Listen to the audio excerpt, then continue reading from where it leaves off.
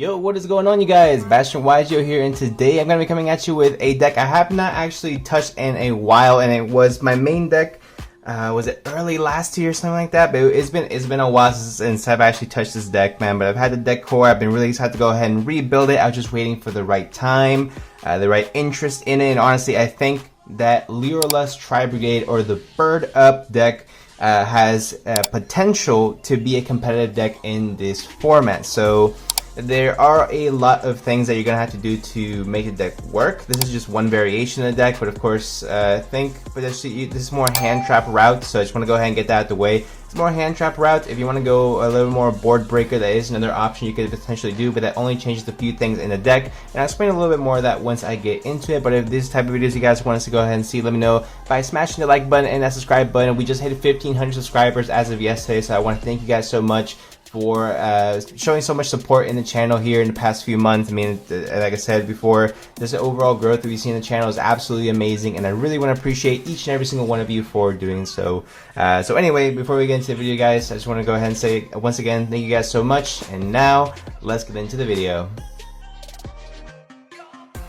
So for the monsters, guys, I play 3 copies of Tri-Brigade Fractal, 3 copies of Nerval, 3 copies of Kit, and 2 copies of Cuirass. Now, normally, I believe in other profiles that I've done for this deck, I've done maybe 1 Kit, 1 Cuirass, and a bit more of a larger bird engine. But the reality of it is that I think the Tri-Brigade part of the deck sometimes gets lost in those instances, and I think just now with how consistent Runic Sprite is, or Sprite in general is, and how consistent Tier Limit is, even though it's very much luck based when it comes to some aspects of the game, I just think that being as consistent as possible and being able to see as many Tri-Brigade names as possible is going to be essential in making sure that your deck is successful. So there's going to be still times where you just have Kit in your hand actually, so your normal summon to go ahead and summon out the Almirage, you know, standard Tri-Brigade plays, but you're also going to be using your Lyrilusc cards as additional fodder for additional special summons of Cuirass, which is also going to be really nice.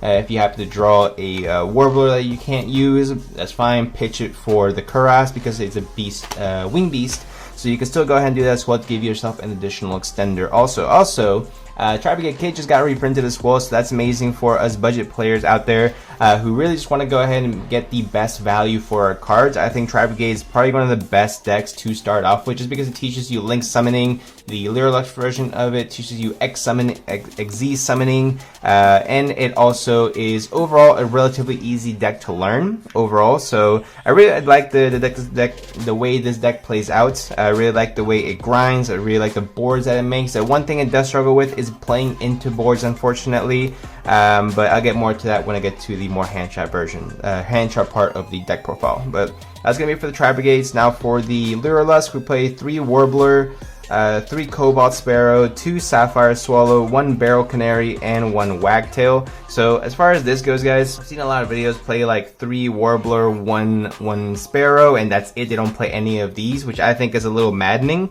just because of the amount of additional plays that all these other cards grant you. I mean, the Sapphire Swallow gives you additional extenders, additional way to go ahead and continue on with your plays. The Celestine Wagtail can re-equip itself from the graveyard to an XZ, so it's really good as far as that goes. But not only that, she can also, on special summon, let you search a Lyrilusc spell, which searches out your what's it called again?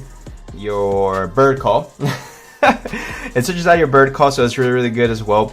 And then your Barrel Canary is the only one that I want to cut down to 2, because I think before the XZ's plays were just a lot more necessary, especially with the XZ's, the Lyrilusc XZ's monster getting limited in a few Banlists ago, actually, at this point. So just having that initially, that's why I would play, I think, 2 or 3 of Barrel Canary, but now since it's more limited, XZ's plays are still good, but not nearly the main focal point of the deck. But you still want to go ahead and max these out. The worst case scenario, they're, like I said, additional fodder for you to get off your Cuirass special summon, and when you have the Cuirass special summon, you'll most likely already have a Beast Warrior, Wing Beast in the graveyard, because if this is the only play that you're going into, it is most likely because you went Summon Nerval or Summon Kit, and then go into Almirage, and then you go off from there to search out your Cuirass, then, you know, get rid of your Lyrilusc card you can't use, whatever might have you. But that's normally the line of play that you would see. Now for the hand traps, I play 3 copies of Ash, 3 copies of Effect Veiler, and 2 DD Crow. So Effect Veiler I kind of like because it's level 1. Same thing with DD Crow. DD Crow has a lot more synergy, of course, because it's level 1 Winged Beast. So I just like these cards overall. You can play Imperm if you'd prefer. I tend to lean a little bit more towards Imperm, if I'm being honest. But I mean, they both still get the job done essentially. And Ash Blossom, of course, just get reprinted again. So I think they're going for like $15 each, which is a lot better than having to pay 30 for a common Ash Blossom. I'll tell you that much. And I think it's going to reprint it again as well in the Crystal Beast structure deck, which is going to be dropping very, very soon. So it's going to be nice. But definitely want to go play triple Ash. I still have Defeat Ash. I did recently get Prismatic secret rares. Actually, let me go ahead and show it to you guys. The Prismatics look really good. So I got my tournament deck on me. Looking for it. Yeah. So hope you guys can see that. But these are the Prismatic secret rare Ash Blossoms, and they look so beautiful, man. It's so much nicer than the feats. I know some of you guys, you need the feet, you want the feet. I get it, believe me. But I've been wanting this forehead for a while now, and the fact that we got Prismatic secret rare, it just goes to show that patience pays off. So now we're on to the spell part of our deck profile. So I played 3 copies of Bird Call. Bird Call is absolutely one of the most ridiculous cards I've ever read. So basically letting you search for any Lyrilusc monster and then special summon another one from your hand, which makes Warbler always active, like always active. It makes all your Sparrow active, all of them really. Celestine, Wagtail always active as well. So I think Bird Call is just an insane card. The more you read it, I mean, it's two effects in one card, and they're both nuts. So really amazing card as well. I played double Pot of Desires actually, so I wanted to be as consistent as possible, even with the mass amount of Tri-Brigade and Lyrilusc cards that I play. And I think with Desires, I mean, it's definitely a deck that you can play this with no fear, essentially. Because even if you're banishing a whole bunch of Tri-Brigade Lyrilusc names, you're playing so many that you just find other ways to win. Because it's really hard to activate Desires and run out of resources with this deck, surprisingly. To run 2 copies of Tenki. I don't have the second one just yet. Working on it. I know it's not an expensive card, but still, you know, it is what it is. So 2 copies of Tenki as well. We just got Tenki to 2 on one of the more recent ban lists. I think 1 or 2 ban lists ago. So why not go ahead and play it? I mean, you're playing essentially 5 copies of Fractal plus the 3 Nerval, which you can use to search Fractal. So you're playing essentially 8 copies of Fractal, which is really consistent in the deck, I think. And just be able to go ahead and dig deeper with the Desires is really nice. Also, now for the one-of spells, I play 1 Called by the Grave, 1 1-for-1, 1 Foolish Burial, and then 1 copy of Harpy's Feather Duster. So this is 40 cards, but we do play the 41st card, which is of course the Tri-Brigade Revolt. Just Tri-Brigade Revolt is necessary. The one card that I will say I've gone back and forth on is either Foolish Burial or Harpy's Feather Duster. But Harpy's Feather Duster is really not essential to the strategy, but you do have to play around like the Mystic Mines and getting rid of the Runic Fountain, whatever might have you. So that's something that we definitely need to take into consideration. 1-for-1 is just an insane starter for the deck overall. Activate 1-for-1, special summon Cobalt Sparrow, search, go off. So I think 1-for-1 is essential in this deck. If you're not playing 1-for-1 in Tri-Brigade Lyrilusc, I think you're bugging, realistically. And of course the Call by the Grave, because the card's nuts. So that's 41 cards in the main deck, guys. Now let's go ahead and get into the extra deck. Now, earlier on, guys, I did say that Xyz summoning wasn't really going to be the main focal point of this deck. However, we do play a good amount of Xyz monstrous. 1 Assembled Nightingale, 1 Recital Starling, or as I like to call her, Rectal Starling. 1 Sylvan Princess Sprite, because we do play the F-Zero package still. F-Zero is still a menacing card, and now it's actually pretty budget. I was looking it up, because it used to be a $30 to $40 card back in the day, and now it's actually like a $15 card.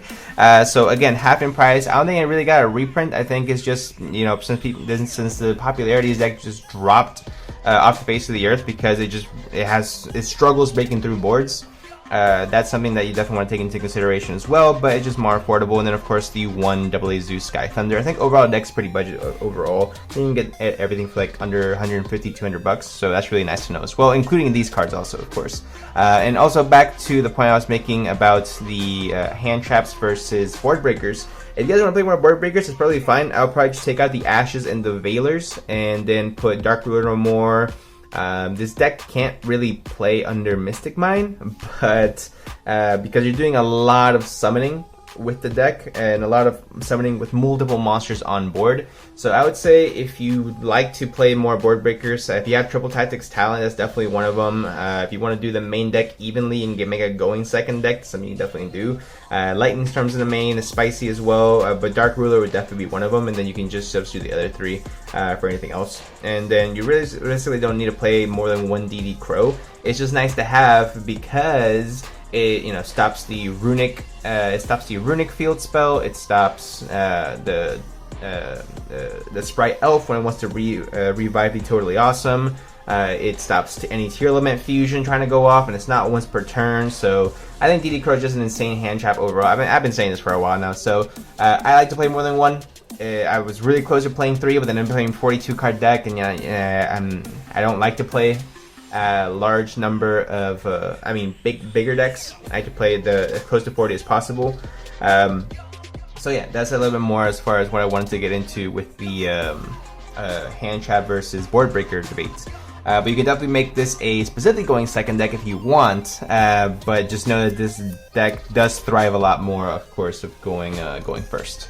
Next for the Link monsters, we still play the Salamangre Almirage. I've seen a lot of decks play the Tri-Brigade, not Tri-Brigade, the Scareclaw Licht, the little anime cartoony Scareclaw Link one, which is a good card, don't get me wrong, and it does come up every now and then. But I think just being able to unbrick your hand, just as simple by normal summon Link. It just goes a long way. So we don't play the Lick in this deck. 1 Ancient Warrior, 1 Access Code, and 1 Appaloosa. We're starting off with the non-Tri-Brigade monsters first. All these essentially are, well, essential in any Tri-Brigade deck strategy. Appaloosa is going to be the main monster you're going to be ending on, along with potentially an F-Zero or an Ancient Warrior, backed up by a Tri-Brigade Revolt. So, I think those boards are menacingly enough. Appaloosa might have anywhere between 2 to 3 negations. Very rarely are going to be making her with 4 negates. But still, it's still a negation. It's still something that your opponent has to respect. And going up against a Tier Element deck, who are going to run a lot of monster effects, this goes a long way. So I think that's going to be it for the non-Tri-Brigade Link monsters. And for the Tri-Brigade stuff, we play 1 Fairjeet, 1 Bearbrum, 1 Rugal, and then double Ominous Omen. And that's pretty much going to be all you really need. You don't even get too crazy. There is times where I do miss having that 3rd Omen, but I really just don't know what else I could potentially cut. I know that, I think it was a while back, they were potentially talking about expanding the extra deck.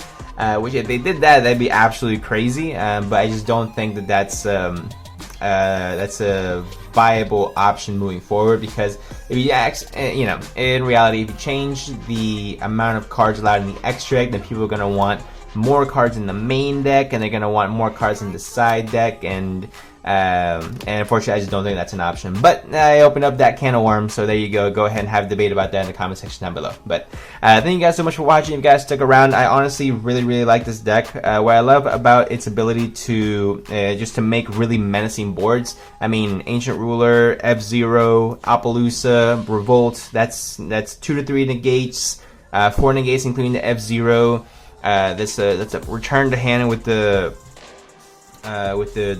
double Dragon Lords, and then that's a banish with the Revolt, all on turn 1. Meanwhile, of course, gaining so much resources, because essentially if you're going to be link summoning using your Tri-Brigade cards when it's sent to the graveyard to get more effects as well, and just replenish your hand overall. So that's why I think this deck is absolutely crazy. I think this deck has, of course, still a lot of potential. I know that was mentioned in my top 5 budget decks. I did not mention the Tri-Brigade Lyrilusc, just because I think that in order to make it good, it would just be a lot more expensive than the other decks that I had on there, who have done more with less. So If you're a new let me put it this way, if you're a new duelist looking for a deck to learn, this is definitely going to be one of the better ones to help you learn, because it's very it's not a very complicated deck to understand, especially the pure Tri-Brigade version. I think it's a lot easier to understand, and you just have to worry about link summoning and link monsters as well.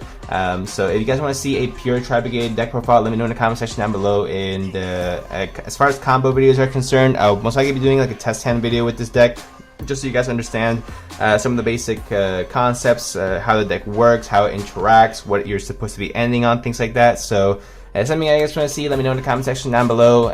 But honestly, like I said before, I really appreciate you guys' support, hitting that subscribe button, hitting that like button as well, guys. Thank you guys so much for watching.